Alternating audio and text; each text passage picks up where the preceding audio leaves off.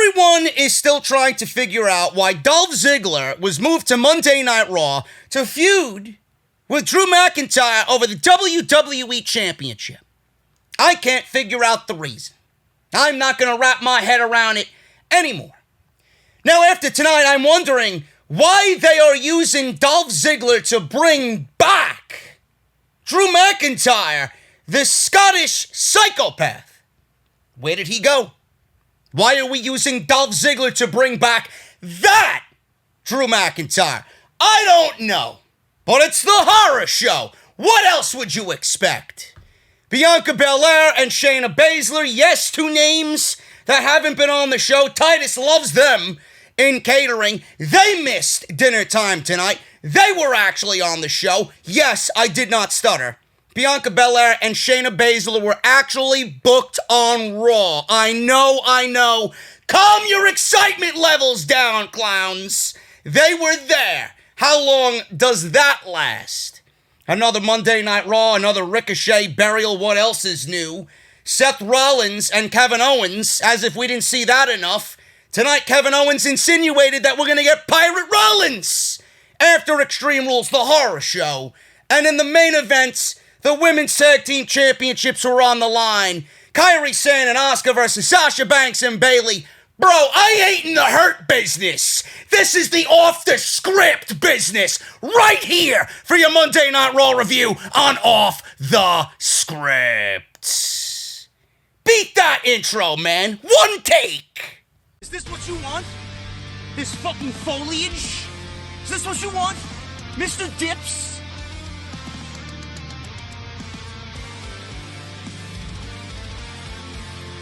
Is this what you want? Me standing in front of EC3 buying designer coats? Is this what you want?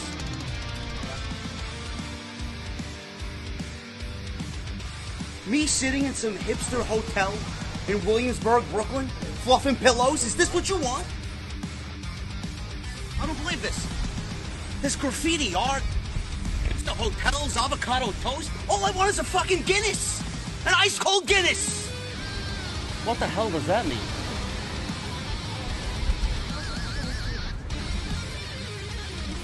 Oh, this is what you wanted. This is your Monday Night Raw review right here on Off the Script. What is going on, guys? Thank you so very much for joining me right here on Off the Script. It is July 13th, 2020, and this is your official review of the Go Home show. I'm already home. I wish I was even further from home after watching this show. The Go Home show for the horror show. A lot of shows. Horror show, Go Home show, big show. So many shows here. The Go Home show for the horror show known as Extreme Rules, Monday Night Raw. I'm in some fucking mood today, man. I'm in some mood. It's what happens when you have 3 cups of coffee during this garbage on USA Network. Thank you guys so much for joining me. And man, oh man, it doesn't even feel like a pay-per-view. In all honesty, in all seriousness, it doesn't feel like a pay-per-view. I don't think anything feels like a pay-per-view. We went through WrestleMania inside the Performance Center.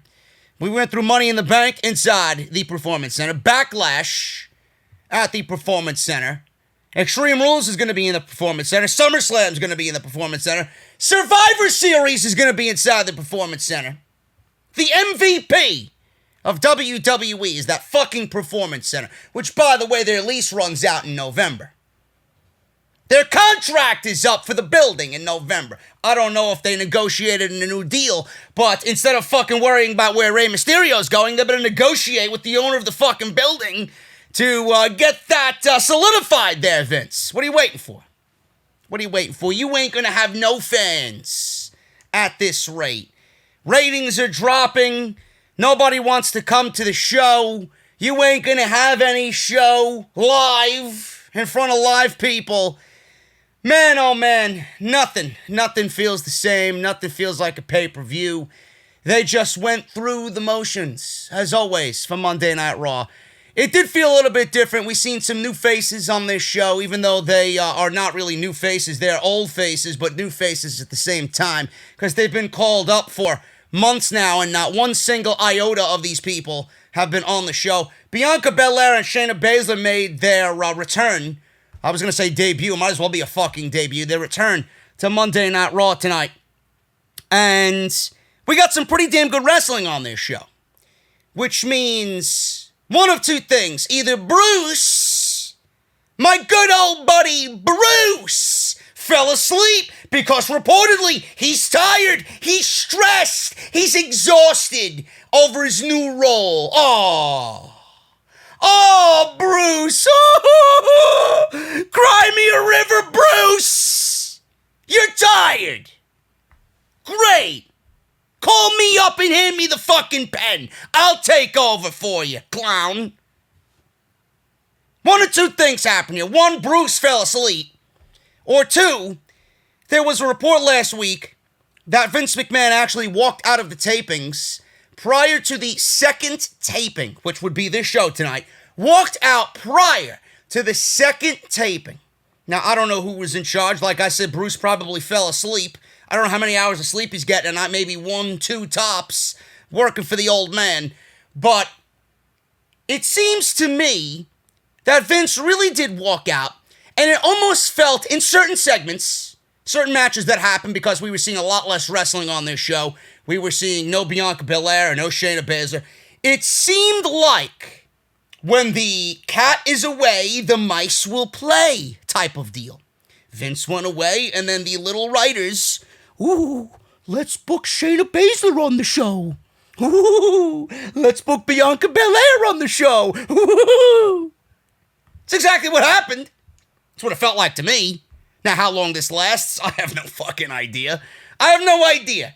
But I enjoyed it, and I'm going to enjoy it while it lasts. So we'll talk about that today on the show. Drew McIntyre, Dolph Ziggler. I don't know what the fuck they're doing with this Scottish psychopath deal. Where did he go? Why is he back? Why did he ever go away? Why is it Dolph Ziggler the one to bring the Scottish psychopath out? Randy Orton, the Big Show, will not take place at Extreme Rules. It will be happening on Monday Night Raw. That is how desperate they are for ratings right now. Big Show and Randy Orton is not happening at the pay-per-view because it's too much of a horror show to take place at the horror show. It elapses the fucking horror that is going to happen at that show. It is far greater than anything you could possibly conceive. So they're saving it for Monday. So they're giving you a double dose of horror. They're giving you part 1 and then a sequel on Monday. So good there, right? Yes, because I can't wait for Monday Night Raw. That's exactly what you're going to get me to not watch on next week's show. What do I got to do next Monday? I don't know. I'll figure something out, but Big Show and Randy Orton, all right. Something's got to be filled in there for me to do, because I ain't watching that fucking shit. Tell you that right now. MVP and Apollo Crews, that is happening at the pay-per-view. I still don't know why we have a new United States Championship being walked around in the company, and it's not on the United States Champion. I don't know. And Sasha and Bayley carrying this company on their backs.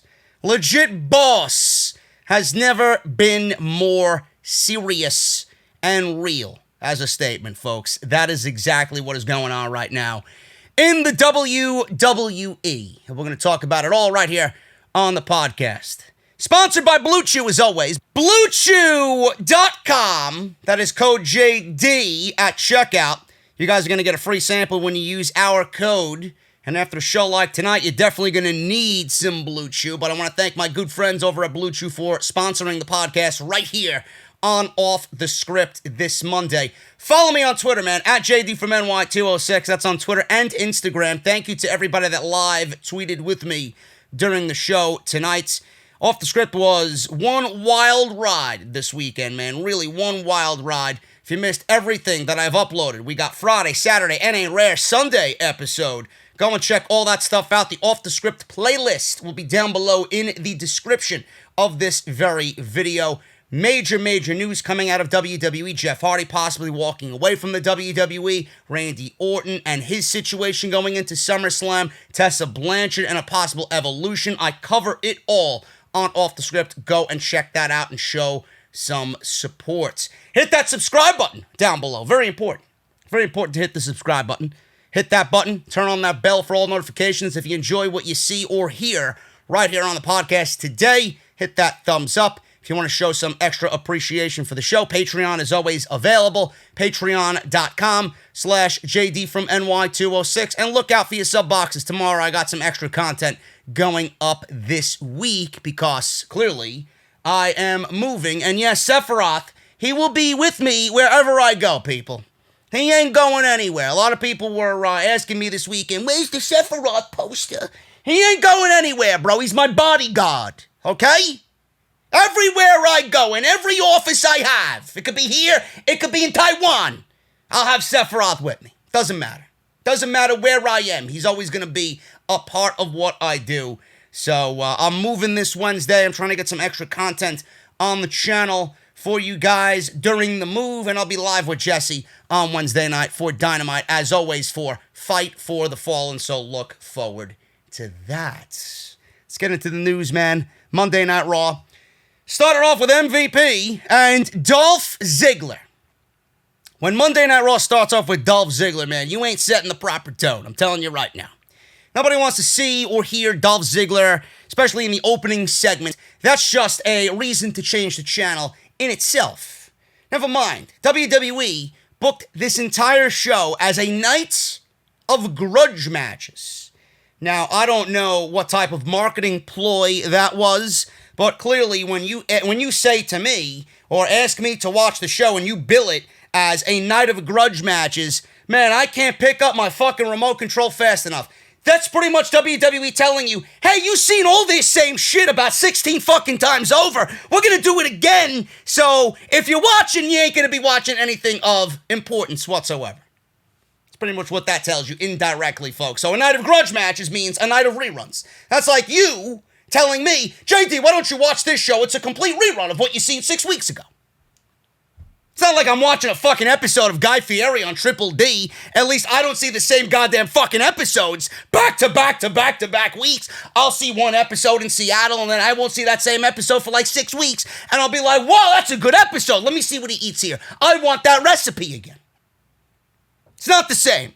Monday Night Raw seems to be a constant rerun every single week, and that's exactly what they did here with the grudge matches.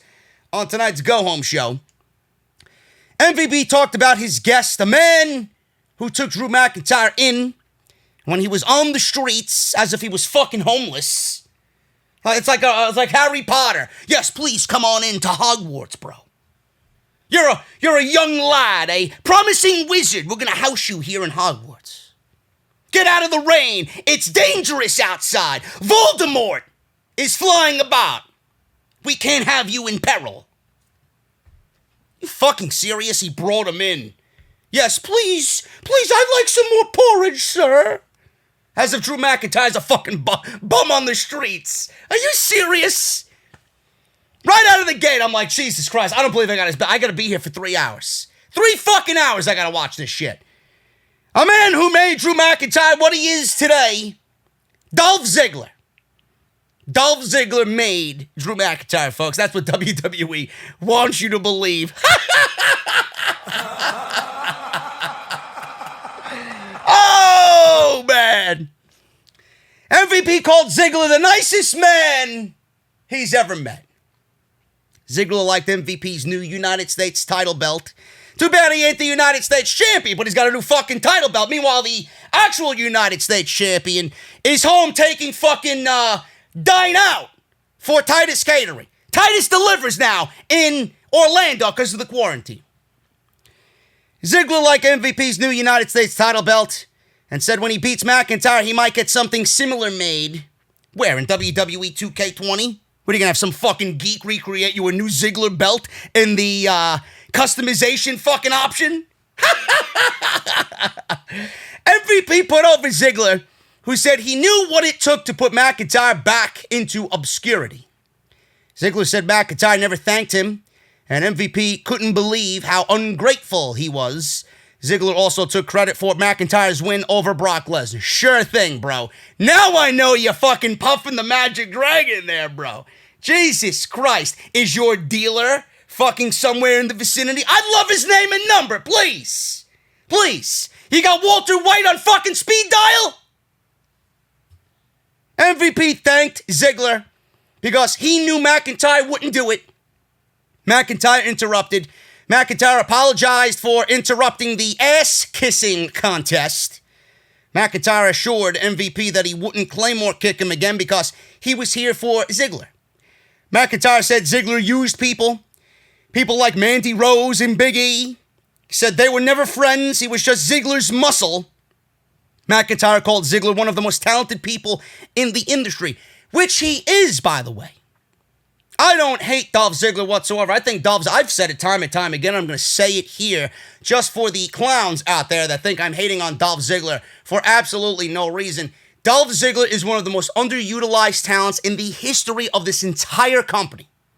They did wrong by Dolph Ziggler. I've never seen anything in Dolph Ziggler. Meanwhile, I've seen a hybrid of Mr. Perfect and Shawn Michaels for years that was fucking buried and underutilized. The only reason why I'm shitting on this is because Dolph Ziggler doesn't belong in this role, and there's no explanation as to why he came over from SmackDown, is on Monday Night Raw, thrusted into a WWE Championship program with Drew McIntyre when he hasn't even wrestled a fucking match on this show to warrant a World Championship opportunity. I am not an idiot. Meanwhile, WWE thinks we are. I'd like an explanation. We got zero explanation. That's why I'm upset, and that's why I'm taking this very lightly. It's the same old shit. I need a thank you now, says Dolph Ziggler. Last year, it should have been me, Dolph Ziggler. Should have been me. This year, why didn't you thank me? Thank you? Jesus fucking Christ, get the fuck off my TV. Then I thank you. This doesn't make any sense. This is why I take it lightly, and this is why I don't take it seriously. I don't hate because it's cool or it sounds good. I hate because it doesn't make any sense. I hate because they treat us like a bunch of simpletons. I don't like that, and I don't appreciate that. Neither should you. So McIntyre called Ziggler, rather, one of the most talented people in the industry, but he was going to hurt and torture him at Extreme Rules because, a.k.a. horror show, and you got to use words like hurt and torture and maim and eviscerate. Because normal people in everyday society use the term eviscerate when they talk about somebody. Hey, bro, I'm going to eviscerate you. Stop looking at my girl, bro. Really? I'm going to torture you, bro. Please. McIntyre wanted some action right now, so MVP stepped in front of Ziggler. McIntyre decked Ziggler with a right hand. He also teased attacking MVP, who flinched. Everyone here just sold the Extreme Rules pay-per-view. No more than they already did. I wasn't excited more by watching this. In fact, I care even less after watching this. And like I said before, it doesn't set the proper tone for the rest of the show when the Dolph Ziggler segment opens Monday Night Raw. I could not give a single shit. And again, I have to throw it out there, folks. I have to throw it out there. Dolph Ziggler and Drew McIntyre is the open of the show. Normally, yes, it is, say, for the most important thing of the show, or the most important aspect of Monday Night Raw, building towards the pay-per-view. These guys don't even sniff the most important aspect of Monday Night Raw right now, and it's said that the WWE Championship being around the waist of Drew McIntyre is not in the main event of this program. This is WWE's fault. They have failed to create or build new, credible heels for Drew McIntyre, so much so that they have to resort to Dolph Ziggler. Again, this is why I shit all over it. And because they have to resort to Dolph Ziggler and the fact that they did not build up any credible heels that are important enough, that's the reason why the WWE Championship is not in the main event or comes off as the most important aspect of this show. It will next month when Randy Orton and Drew McIntyre are battling it out for the WWE Championship. WWE's priority should have been building heels that are at least inching closer to Randy Orton level. They should already have that done in the pipeline. They don't. They have Randy Orton and then nobody else exists. That's a fucking problem. WWE only has themselves to blame. And I'm going to call them out on that every single chance I got. And if you expect Drew McIntyre to survive SummerSlam with the amount of heels that are on this show, I don't know what to tell you, folks. I'm not sitting here telling you I don't want Drew McIntyre's reign to continue, but just look at the landscape. Who else is there? There's nobody. Randy Orton's the only one. And if you put Randy Orton up against Drew McIntyre, it's pretty much inevitable. Randy Orton's going to be the new WWE champion. It's got to go to a heel. There's more baby faces on Monday Night Raw than there are heels. Credible heels, anyway. That's the way you got to look at it. I don't necessarily agree with it, but I booked Randy Orton being the WWE champion better than anyone in the community, and WWE should really heed my words. And then my PayPal, again, is on my Twitter profile. So, royalties, please, to JD from NY. I accept. Okay? It's wide open. Start sending me some fucking funds. I know you're listening. Moving on here, man, we go from that to Andrade and Garza with Charlie Caruso. Charlie Caruso interviewed Garza, Andrade, and Selena Vega backstage. Vega spoke first, and she didn't understand why Caruso was pushing a narrative about her team not being on the same page. Maybe it's because they haven't been on the same page, but you, Miss Vega, want us to believe, even though we have eyes, we know they're not on the same page. She said that all Charlie needs to do is look at the facts, which are that her team has won lately. Vega then started to rip on Charlie, but Garza and Andrade told her to back off. Garza then spoke and said that he could beat the Viking Raiders. Andrade said that he and Garza could stay. If he and Garza could stay on the same page, they could become the tag team champions. Viking Raiders then came into the promo, interrupted, and said that for over a year, they've been the most dominant team on Raw. Doing what exactly? Wrestling? It hasn't been wrestling. Bowling, maybe. Chess? Mini golf? Football? Archery? Axe throwing? A decathlon? Ivar getting chicks' numbers? Give me a break. They've been the most dominant tag team on Raw. They said they have dishonored them with their actions and cheating. They then said they would run through them later in the night.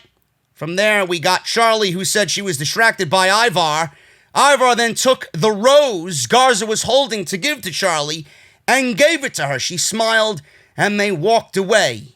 And Garza was very, very upset. So there you go. One of my favorite things on the show is Garza and the interactions he has with Charlie Caruso. Charlie's getting over by the week here, folks, because of this. She better watch out. The more personality she has, the more charisma she showcases on this show, they'll probably end up axing her off of television. Just saying. Because WWE wants robots in all of these roles. They don't even want the announcers shown. They don't want the referees to have any charisma or personality or you to address them by name. Charlie better watch out, bro.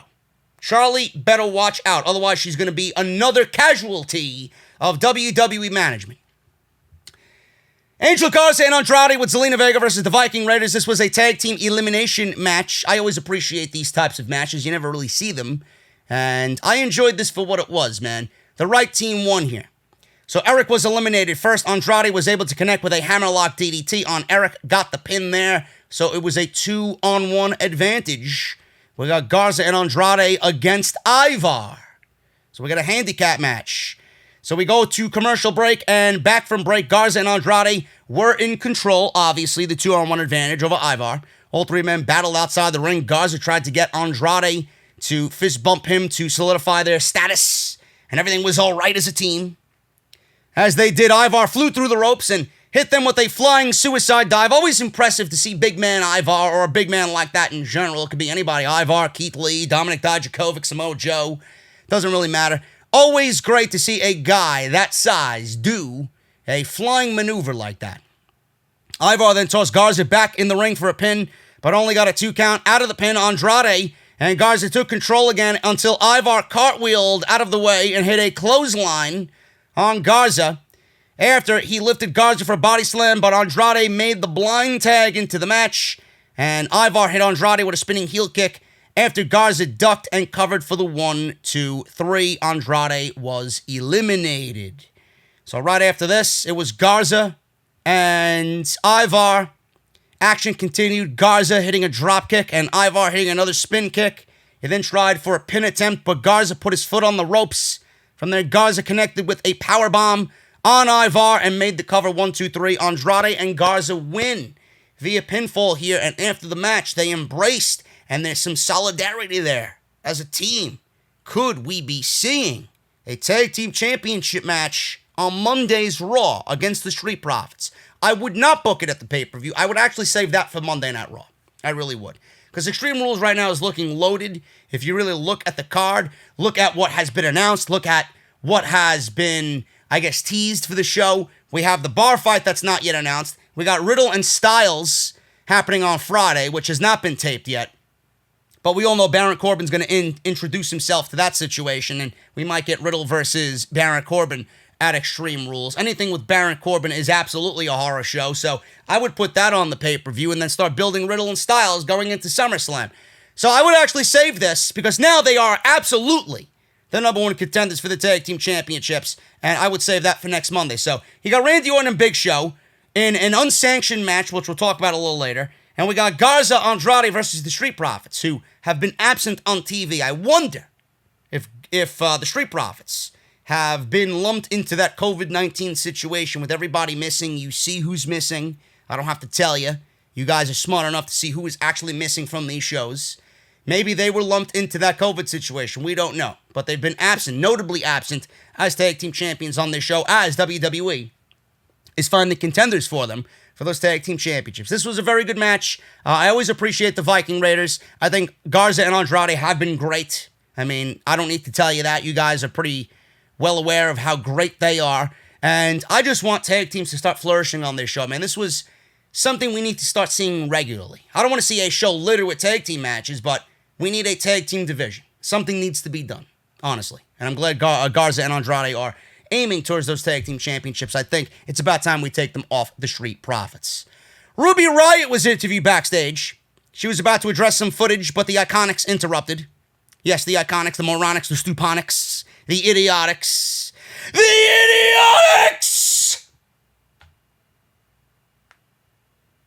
Billy Kay and Peyton Royce are garbage.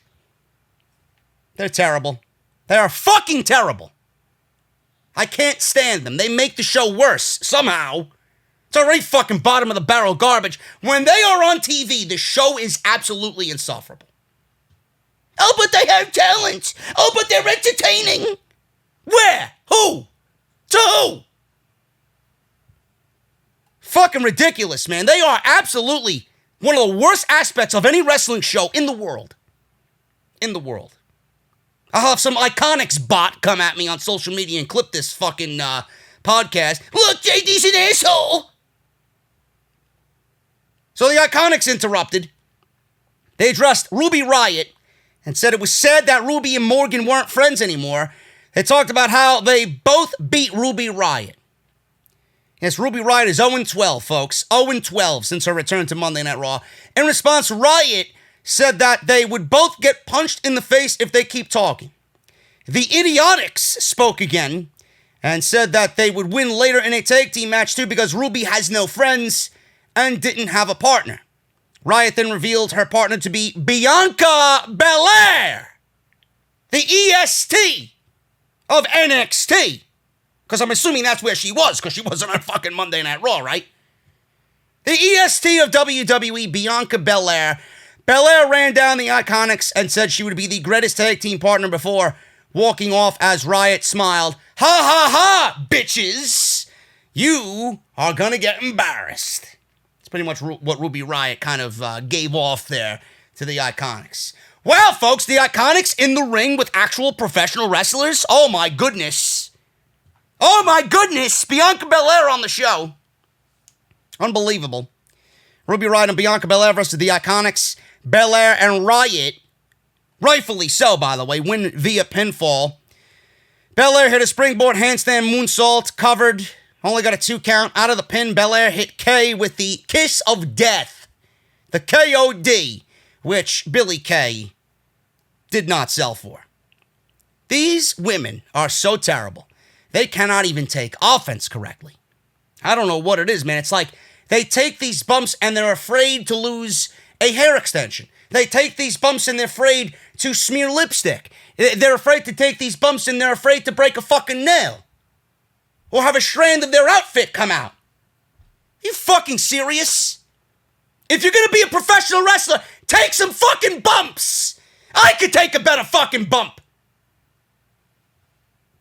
Belair wins, Riott wins, rightfully so. Get these fucking clowns off of TV. I swear to God, anybody that says, oh, they're promising, oh, they're great, oh, they're entertaining, every time you say that to somebody, somebody's IQ level sinks lower than the fucking Raw ratings. Bianca Belair. Let me talk about Bianca Belair for a little bit. She's my girl here, okay? I've been a fan of Bianca for years. Since I first seen her in NXT.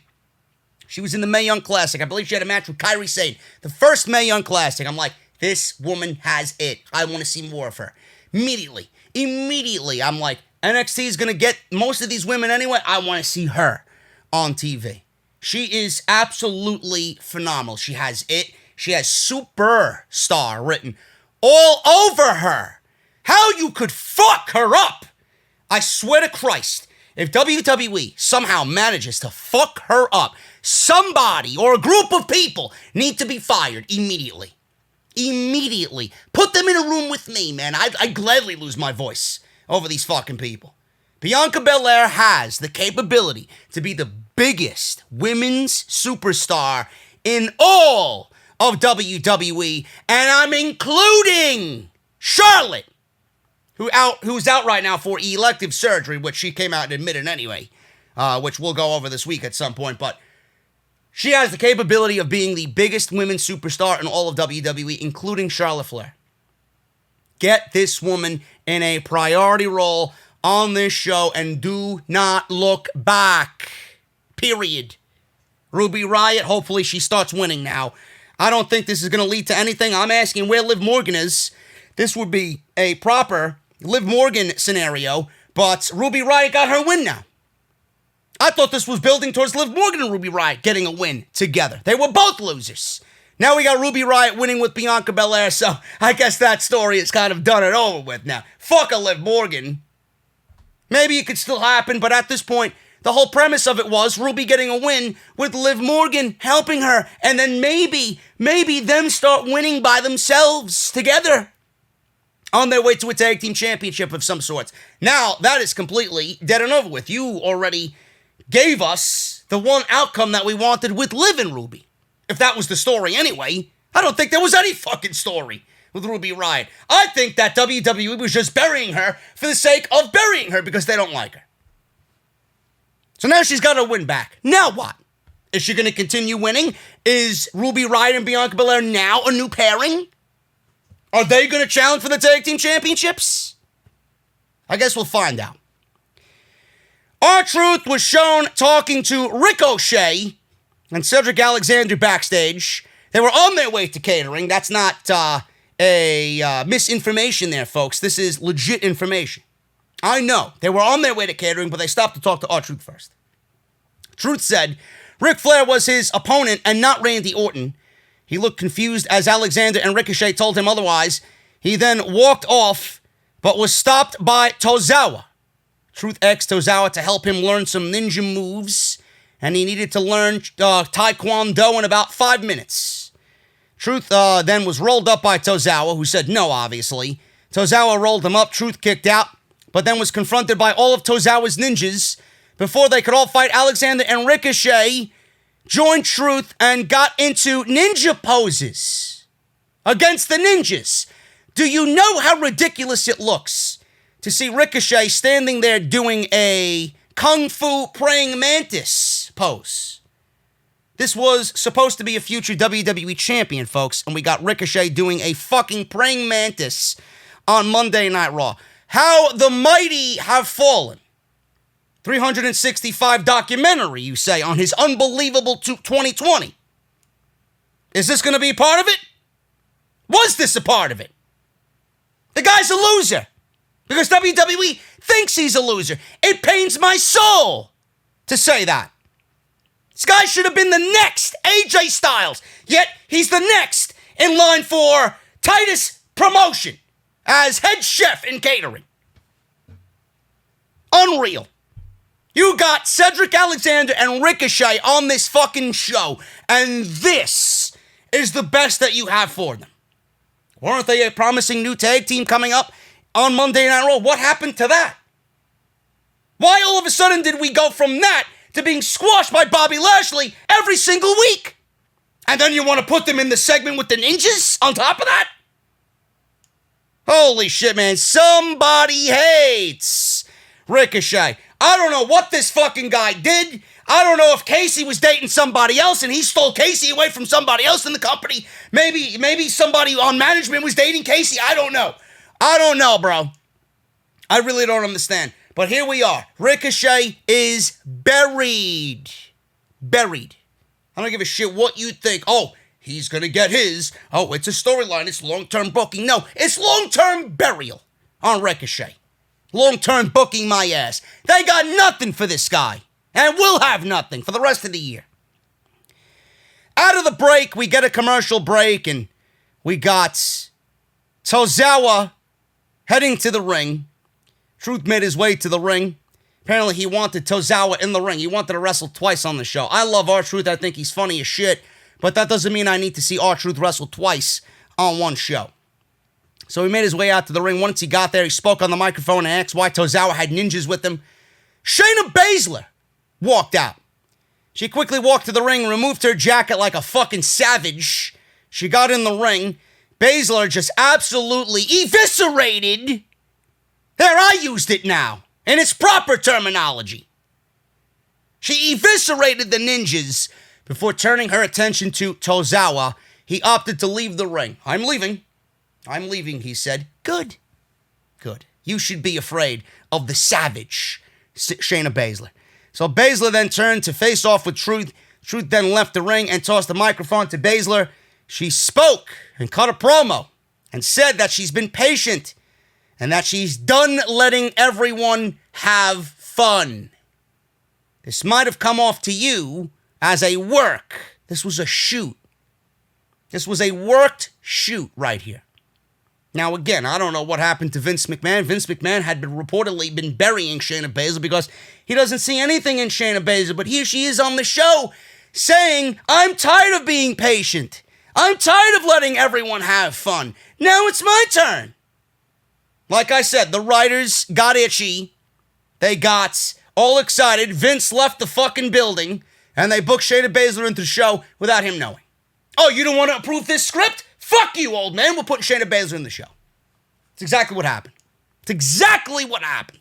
If the report is true that he left the building and really didn't approve the rest of the fucking taping for the writers who wrote this show and reportedly had delivered the show, both shows, 5 days in advance to Vince McMahon, and he did not even look at it.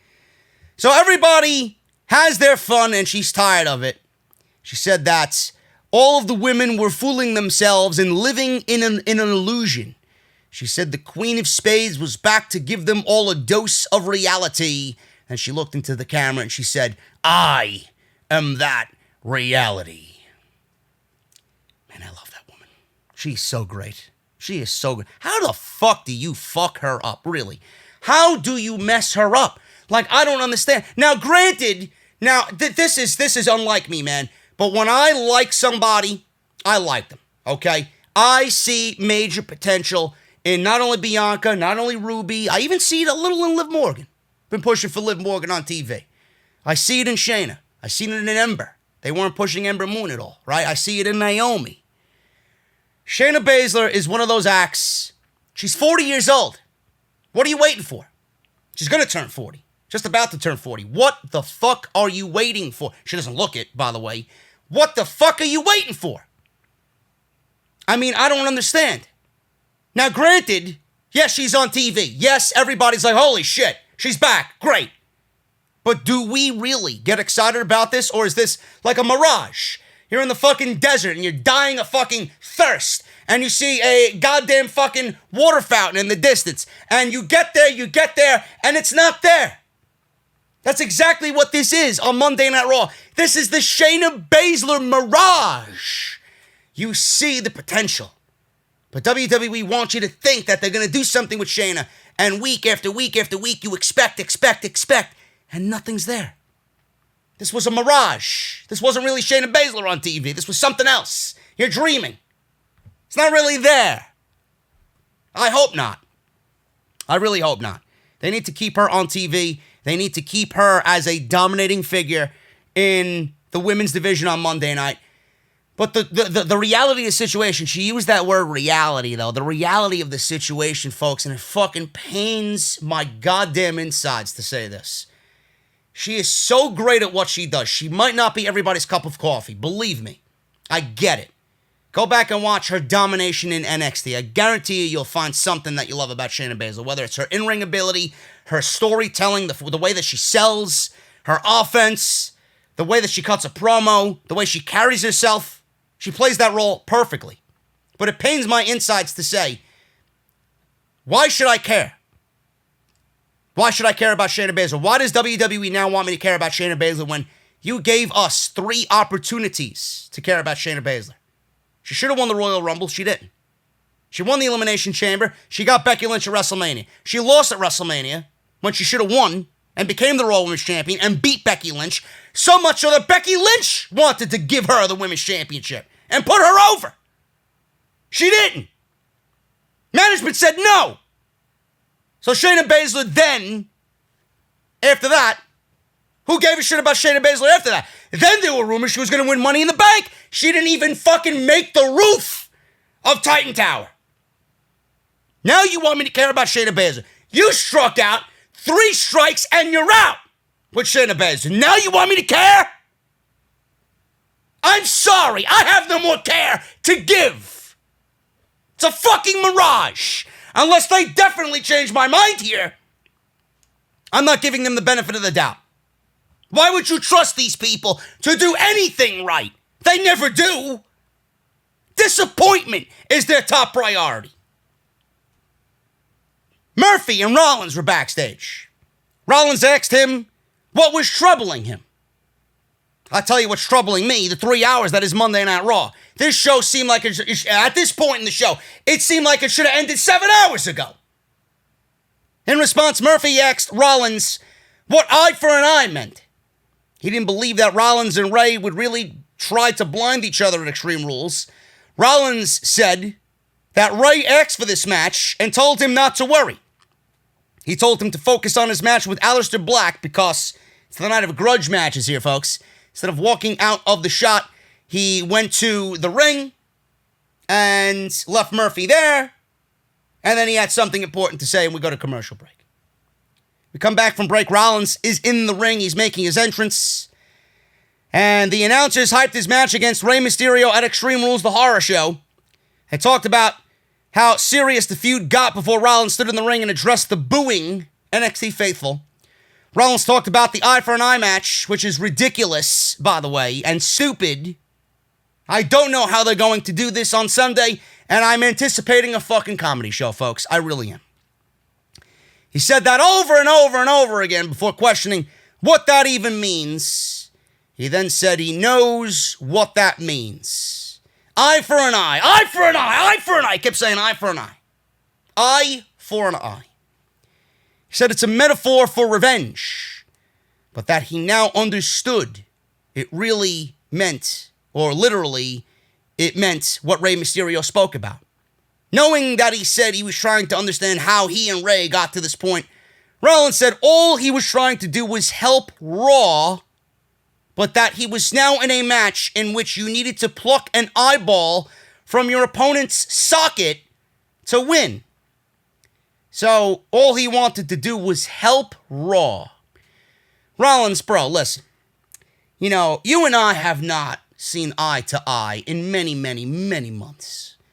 I don't know how you could possibly even fucking think at this point, anybody could save Monday Night Raw. Not even Jesus Christ, the actual Messiah himself, can save Monday Night Raw. The only thing that would save Monday Night Raw is removing Bruce Pritchard and Vince McMahon from power and getting somebody in there that actually loves this company and this sport. Because the two men in charge don't. Save Monday Night Raw. I don't think anything could possibly save Monday Night Raw.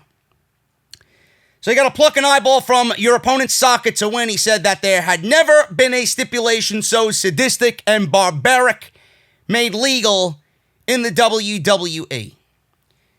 So we want to go back and relive the old school Hell in a Cell matches with Foley and The Undertaker and what happened there.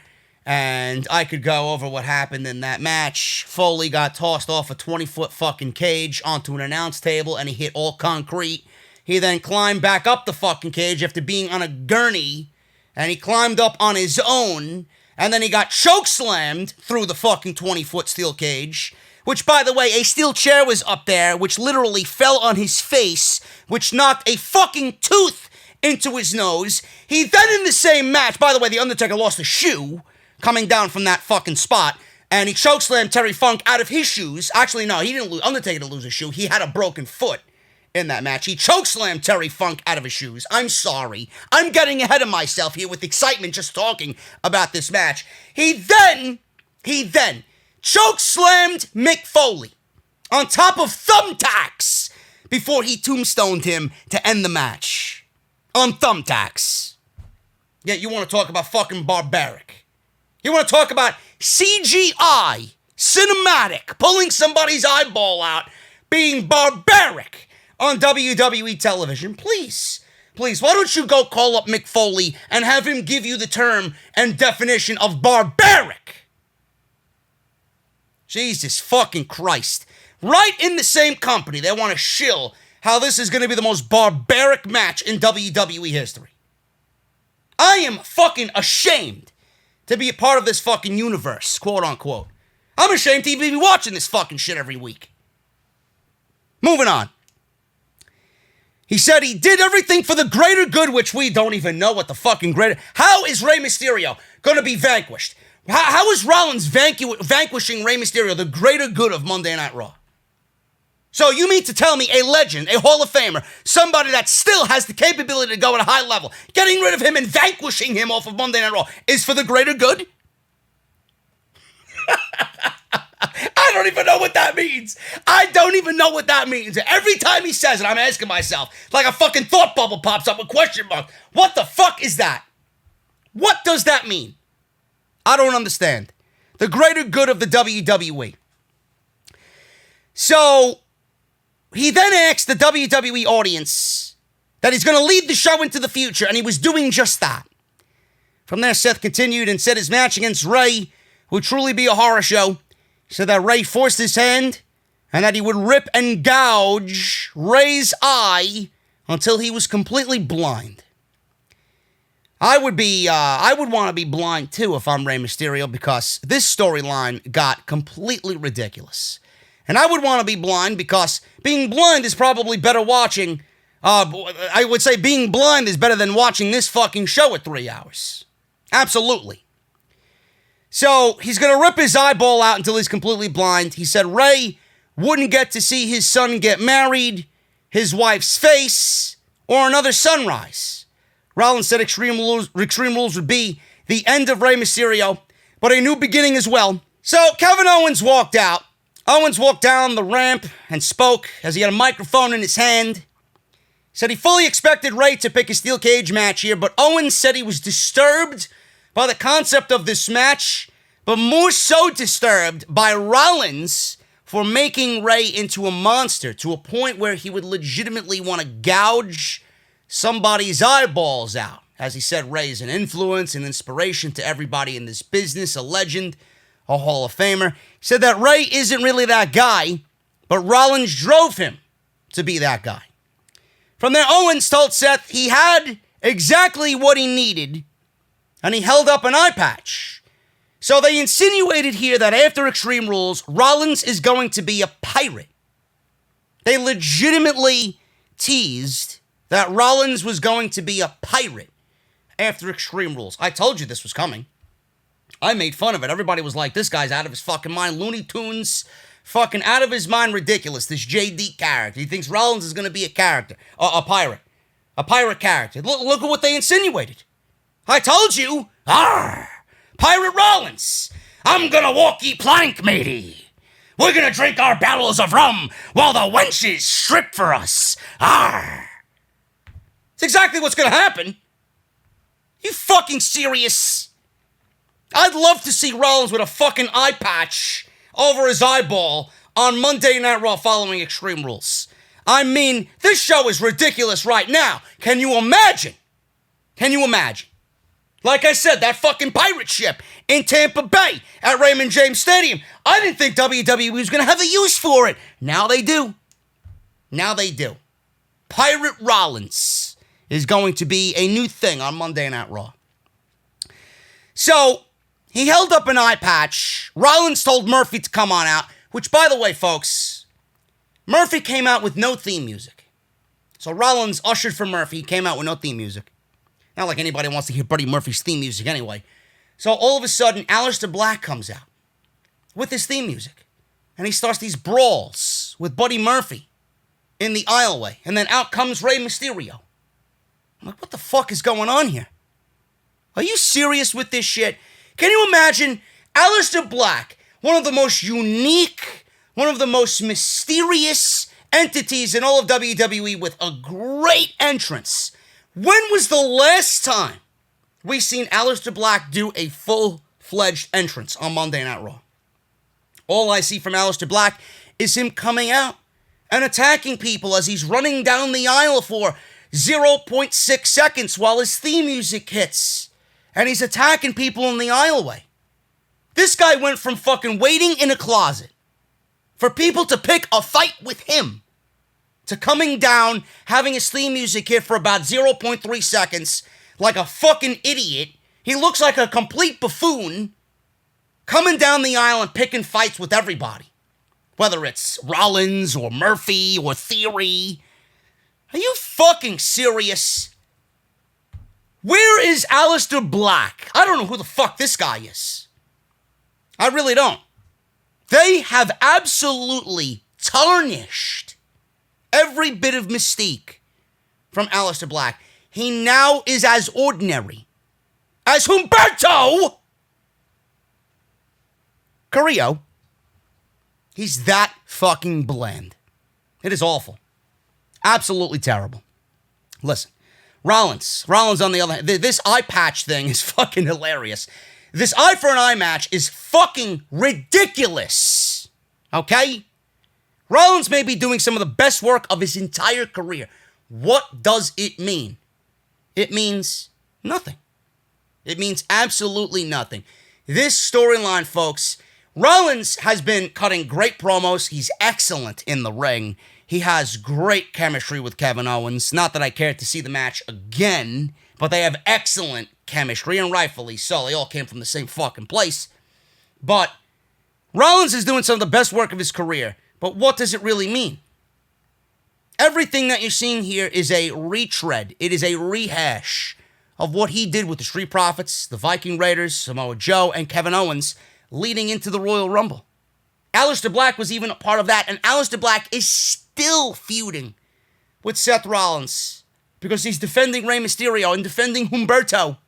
Meanwhile, Aleister Black has not benefited from this whatsoever.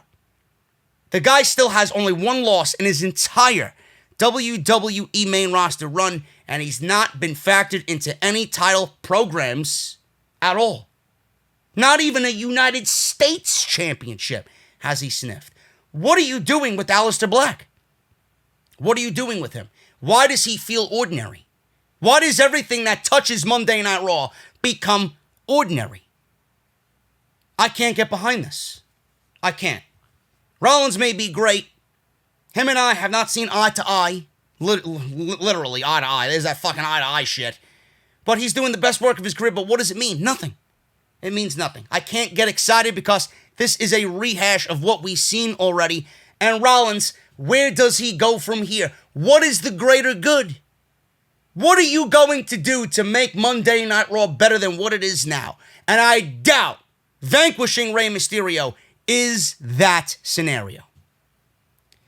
Murphy with Rollins versus Aleister Black. This went to a no contest because Rollins was on the outside. So Murphy was in the ring. Black tried to lift Murphy back into the ring. He was on the outside. Murphy countered with a strike, a knee to the face. Murphy then tried to suplex Black out of the ring, but Black countered.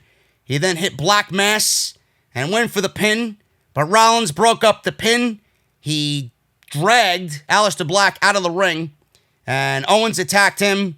Match ended in a DQ, no contest, whatever the fuck you want to call it. After the match, Rey Mysterio came out with his son Dominic, and the show went to commercial break. I legitimately thought we were going to get a tag team match out of this, but we got Aleister Black and Buddy Murphy, and then right into Rollins and Kevin Owens with Rey Mysterio, Aleister Black, and Dominic on the outside. So we got Rollins. I don't even think Murphy was out there. I really don't even think Murphy was out there. I wasn't even paying attention completely. Took notes, but I really wasn't paying attention. So we had all the baby faces outside and Rollins in this match. This has been one of the better things on Monday Night Raw, what Rollins and Owens do together in the ring. Even going into WrestleMania, I wasn't really all that keen on it, but the promos that they cut back and forth in the last 2 weeks of build going into WrestleMania really sold that match for me, and it ended up being probably the second best match on all of WrestleMania, to me anyway. And this was no different. Clearly that one was better, but they have incredible chemistry in the ring, which tells me that if this was actually in a more important role, they would actually tear the house down in the main event.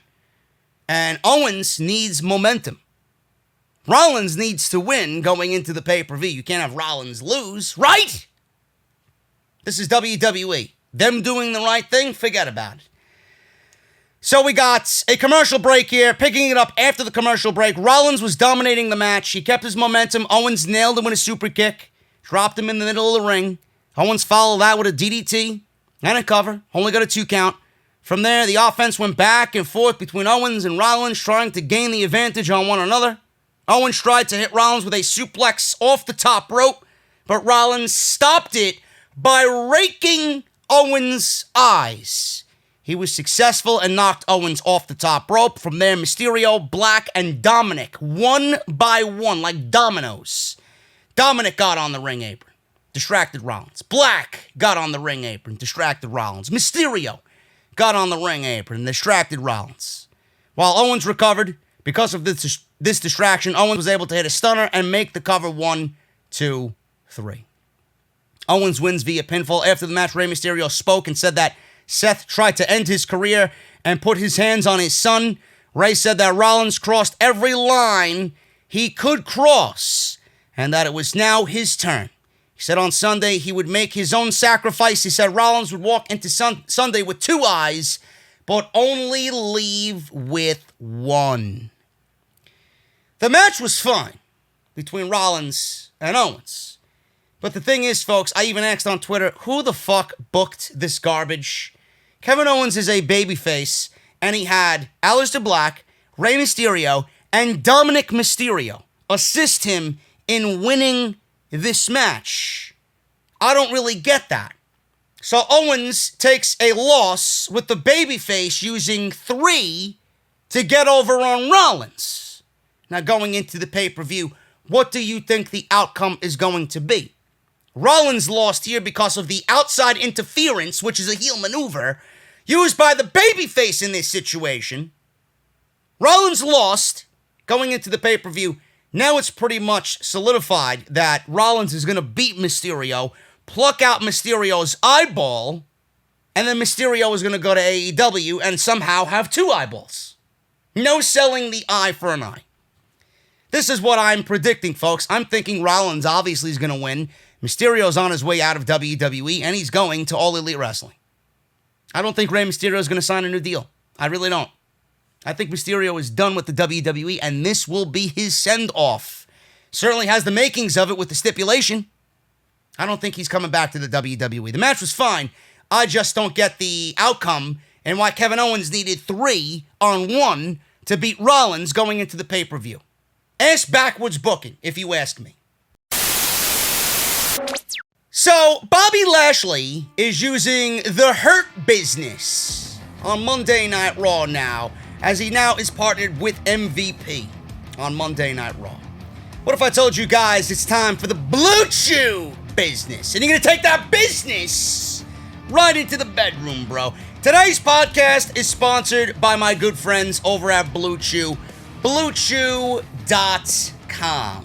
Do you guys remember back in the day, it was a Wednesday when you were always ready to go? What if I told you guys you can get that extra confidence in bed when it counts?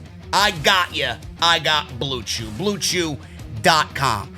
It brings you the first chewable with the same FDA-approved active ingredients as Viagra and Cialis. You can take them anytime, day or night, even on a full stomach. And since they are chewable, they work up to twice as fast as a pill, so you guys can be ready whenever the opportunity arises. If you could benefit from more confidence where it counts, Blue Chew is the fast and easy way to enhance your performance. Blue Chew is prescribed online by licensed physicians, so you don't have to go to the doctor's office or wait in line at the pharmacy, and it ships right to your front door, guys, in a very discreet package. They're made in the USA, and since Blue Chew prepares and ships direct, they're cheaper than a pharmacy, and best of all, there is no more awkwardness. Right now, I got a special deal for everybody listening to the Monday Night Raw review right here on Off the Script. You guys can visit BlueChew.com and get your first shipment free, F-R-E-E, when you use code JD at checkout. All you guys have to do is pay the $5 shipping and handling. Again, that's BlueChew.com, code JD to try it for free. Blue Chew is the better, cheaper, and faster choice, so you better be bringing that business into the bedroom. And I want to thank them for supporting the Monday Night Raw review right here on Off the Script. So, we're now getting into the Randy Orton and Big Show segments of the show. Ric Flair and Big Show had a promo face-to-face backstage. Big Show confronted Flair, said they needed to talk. Flair said he needed to talk to Show as well. Flair talked to Show about their history, their friendship, and he said when he looks at Big Show, he said that the big man he thinks about the most is Big Show when it comes to the ability that he possesses. Flair said he had unparalleled skill and that he has now been picking a fight with Randy Orton, a fight that he cannot win.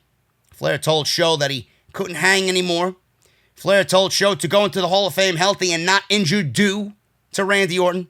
Flair said that Orton has confidence right now that scares people, and that Show should get on a plane and go back to Hollywood and live that good Hollywood life. Show then spoke and said he knows what Flair was trying to do. Show said that he has never seen Randy Orton more dangerous than he is right now. Show said that he had zero empathy. Show then asked Flair if he was willing to sacrifice his friendships so that Randy Orton could be the legend killer. Show then walked off, and that was it. Out of the break, we got a hype video that detailed Randy Orton's rise to becoming the legend killer, pretty much grooming this guy for a future WWE Championship run on their show. When it ended, Orton cut a promo backstage. He talked about having friends in the business. Orton said he had those friends and they fought and bled together. Guys like Edge, Christian, Big Show, and Ric Flair. Folks, Edge and Christian ended up in the same situation. Punt kick. Done. Big Show's going to get a punt kick. Ric Flair somehow is lumped into that as well, which I'll talk about in a second. I do think that Ric Flair is getting a punt kick to the head. From there, Orton talked about Edge's return. He said that Edge didn't trust him, and because of that, he sent Edge home with a triceps injury. Orton then recapped what happened to Christian too. Now that I'm thinking about it, did he give Edge the punt kick? I don't think so, did he? Who the fuck? I forgot. I genuinely don't even give a shit. I think he did. I'm going to go with yes, he did at Backlash, right? Then he gave Christian the punt kick, which we know, and then Big Show, and then Flair's going to get one as well, which I'll talk about, like I said, in a little bit. So we sent Edge home and Christian too. He then turned his attention to Big Show. Orton said They've known each other for 20 years, and that it baffled him why he would put that friendship on the line in favor of avenging Edge and Christian. Orton then spoke about Flair. He said it would be awful if Flair did anything to get in the way of their history and friendship. Orton then talked about R-Truth and said he respected him, but that he would beat him in their match. From there, Ric Flair walked in and told Orton it was time for their match. Orton smiled and shook his hand before saying he would be right behind him. Orton then gave Ric Flair a look as if, motherfucker, you better watch your goddamn mouth with me, otherwise you're going to get a kick right to the jaw. It was one of them looks. You know it's coming. You know it is coming. This was a very good promo by Randy Orton. Run-of-the-mill stuff here. We know how good he can be. We all know what is going on here with the WWE Championship probably on the line at SummerSlam between Orton and McIntyre. They're grooming Orton for that spot. There really is nobody else for that spot unless you want to call in Brock Lesnar for SummerSlam, which I don't think is going to be the case. I hope to God not. But they're building Orton as the Legend Killer, and they're using the resources that they have now. They're lucky they got the Big Show to sell this Legend Killer gimmick. Now they got the Big Show. They got Edge. They got Christian. So it's lining everybody up here to give Randy Orton that Legend Killer vibe before he goes on and achieves full Legend Killer status to the point where he takes the WWE Championship. Now, with Ric Flair, I could see a situation where Ric Flair gets a punt kick. Maybe Orton is possibly on the road to SummerSlam in a feud with Drew McIntyre, and he gets in Orton's way, and he says, fuck you, Rick, kicks him in the head, and then goes on to take the WWE Championship from Drew McIntyre, or maybe he wins the WWE Championship and then disposes of Ric Flair on the Monday after SummerSlam. Either way, in the next 4 weeks, Flair's getting a punt kick to the face. We all know that. Flair doesn't need to be there. Flair doesn't need to manage Orton. He doesn't. He's not needed on this show. So he's going to go bye-bye. As far as what happened here with R-Truth, R-Truth made his entrance. Ric Flair walked up to the ramp and talked to Truth. He was talking Truth up, saying that he was a legend and he's doing his thing. He then said Randy Orton would have mercy on him and only give him the RKO instead of punting him in the face. Orton then made his way to the ring, and this one ended very quickly with an RKO. That's it. Truth started the match by saying he needed to talk to Rick. He went and walked over to Rick. Orton followed, and Truth jumped him, kind of lured him in. Right away after that, it was an RKO, 1, 2, 3, and that was it. Randy Orton wins via pinfall. After the match, Orton set up for the punt. Flair got in his way. From there, Big Show walked out, and Orton grabbed the microphone and told Show, no, you stay where you are. Stay where you are. Stop, or I'm going to take Truth's head off with this punt kick. Kick his head right off his shoulders. Orton then challenged Show to an unsanctioned match next week on Raw. Show accepted. But then Orton immediately left the ring like a coward. Both men then talked trash to each other as the show moved to a backstage encounter between Cedric Alexander, Ricochet, and MVP with Lashley.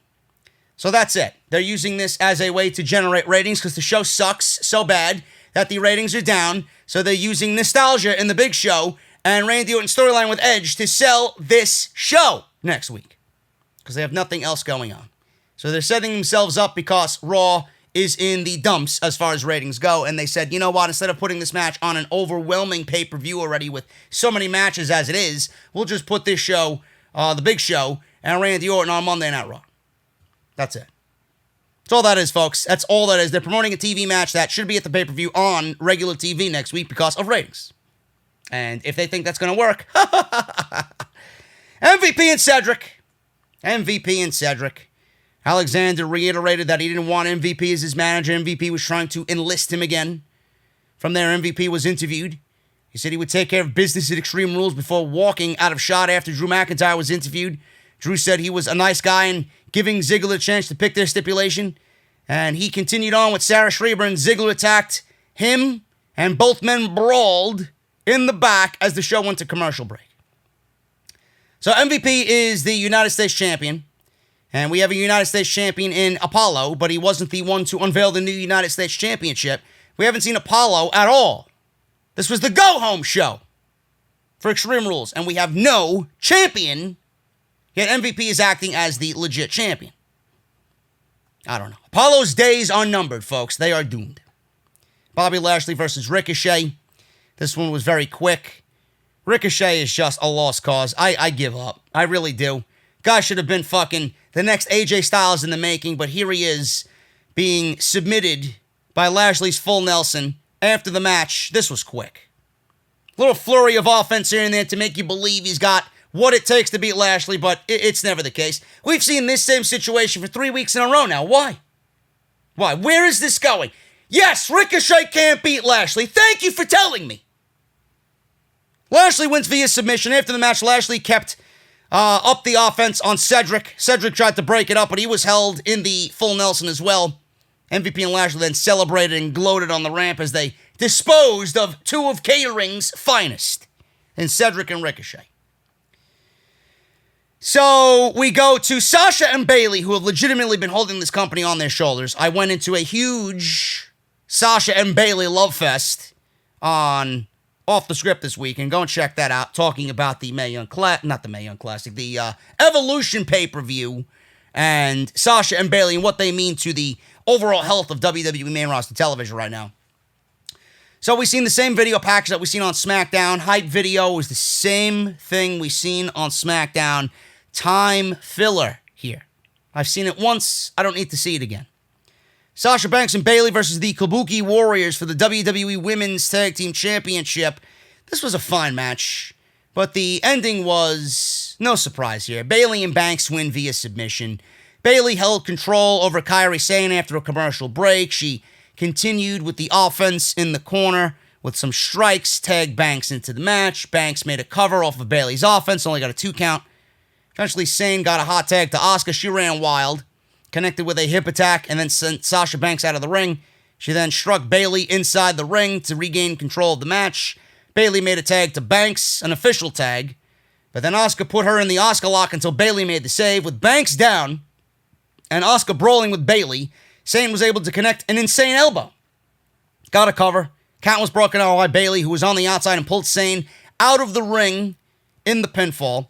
Sane took care of Bayley on the outside, but then went back inside and connected with a top rope forearm on Banks. From there, she tried for her running forearm, but Banks countered it. Very beautifully done, by the way. She tried for her running forearm, but Banks put it into a Banks statement, or counted Kairi from that running forearm into the Banks statement, and Kairi Sane tapped out. The way Sasha Banks had Kairi Sane bent back on that Banks statement looked beautiful. Quick tap out. Banks and Bayley win via submission. After the match, Banks and Bayley celebrated as the show faded to black. Really good match here. And Banks obviously is pushing and pushing and pushing for that Sasha 3 belts, right? Oh, Sasha 2 belts it would be, but it'll be Bayley 3 belts. So it'll be Sasha 3 belts. I think Sasha 3 shows. I don't know what the fuck monikers they're going by now. So Sasha continues to push towards that Raw Women's Championship, but you know for a fact that's not going to happen. She's not going to win the Raw Women's Championship. She's not even a Raw superstar, so it would make no sense. And that title is reserved for Charlotte, because it's going to be Charlotte versus Asuka in some capacity at SummerSlam. Meanwhile, we're all building towards Sasha and Bayley going into SummerSlam, and I'm sure they continue that and build upon that further at Extreme Rules. The funny thing is, I'm enjoying Sasha Banks and Bayley so much right now, and we all clamored and all have been wanting a match at SummerSlam between the two. Everybody's been enjoying their act so much, and they've held this company on their backs throughout this pandemic that I don't even want to see them wrestle at SummerSlam now. I would want them to continue as a team, as a duo, doing the same exact thing. But then again, I'm thinking, if they continue it, then it's going to get dragged out. If they continue it and don't do the match at SummerSlam, it's going to be a little bit too much. But I'm enjoying them so much. I'm using it as a figure of speech. I'm using it as a way to tell you guys that I enjoy their act so much that I don't even want to see them break up yet. You got 4 weeks till SummerSlam. I don't even want to see them go that route yet, because they've owned these shows so much, and rightfully so. This was a fine tag team match. It furthered the Asuka match at Extreme Rules. It did the job, and that was it for Monday Night Raw. I got nothing else to say. If you guys enjoyed the podcast here tonight, man, please let me know down in the comments below if you enjoyed anything on the show, hear what made you laugh, etc., etc. Leave me a comment down below. Helps out the video immensely. Hit that subscribe button down below. Turn on that bell for all notifications. Patreon.com/JD from NY206. Make sure you guys follow me on Twitter and Instagram at JD from NY206. Check out all the other videos that you might have missed on the channel this weekend. Tons of content last weekend and tons more coming this week. Going to be a busy week for JD right here on YouTube, man. So thank you guys for all the support. And as always, BlueChew.com. Thank you to them, as always, for sponsoring the show here. BlueChew.com, and that's code JD at checkout. Guys, I'll see you right back here for some extras this week, and then I'll be back with another podcast on Wednesday. AEW Dynamite, Fight for the Fallen, my buddy Jesse. We're going to go over Moxley, Cage. And we got some great action as far as FTR and the Lucha Brothers go, bro. Take my money. I can't wait. See you guys then.